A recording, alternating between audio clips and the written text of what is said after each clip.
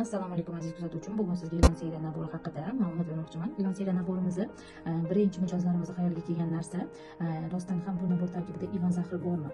Ilon zahri bu naborimizning tarkibida sintetik ko'rinishda bo'ladi. Bu anaqa nabor, ya'ni ilon zahri Valeriani hamma naborlarning tarkibida uchraydi, chunki ilon zahri nabori asosiy vazifasi lifting botox vazifasini bajarib beradi, ya'ni yuzni super darajada tortilib, ajinlarni zo'r darajada yoyib beradi. 35 yoshdan oshgan ayollar uchun bemalol tavsiya etiladi.